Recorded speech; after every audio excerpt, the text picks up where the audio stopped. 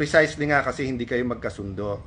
So hindi ko tinatanggal sa human rights activists na meron silang pinaglalaban.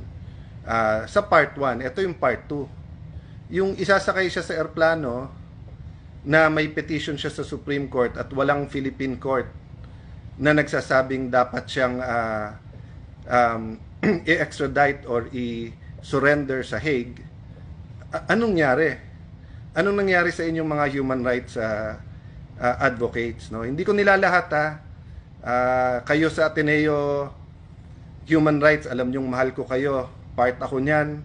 Sa Supreme Court, marami tayong pinaglaban. Pero tama ba yon? Sasakay na lang siya sa aeroplano tapos dadalhin doon.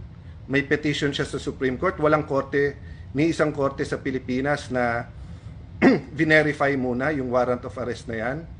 Hindi ba nangyari na sa atin dati yan na may extradition from the US at nilitigate pa dito?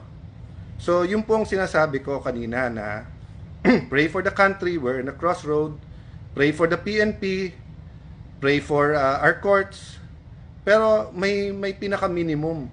Ang pinaka-minimum is due process and letting everyone avail of the legal remedies. Hindi pwedeng may korte sa ibang bansa, huhulihin mo tapos isasakay mo na lang sa eroplano. So, eto po tanong ko sa inyo. Paano kung sitting Supreme Court Chief Justice, sitting Speaker, sitting Senate President, sitting Cabinet Member, sitting President ng ating bansa, may isang international court na naglabas, yung PNP, huhulihin nyo na lang, sasakay nyo na lang sa eroplano, aalis na sa ating bansa. Diba? So, yung President, napaka-importante kung anong pinapakita natin sa lahat. So, sa akin, I continue to pray tonight. I appeal to everyone involved. Sinabi natin sa lahat, mahinahon, wag mapusok ang damdamin. Pero hindi ibig sabihin no, na pabayaan na lang natin kung may injustice na nangyayari.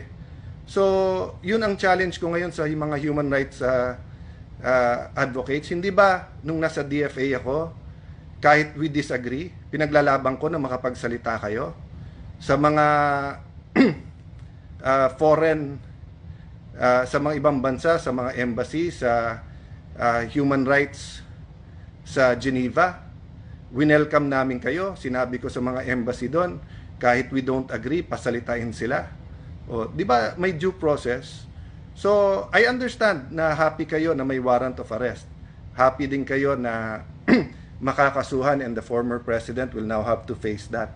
But hindi ba part of facing it is kompleto muna legal remedies niya ngayon? So, di ko lang alam ha, baka may nagsasalita na, baka tahimik pa. Tinitignan ko sa TV bago ako umalis kasi meron pa akong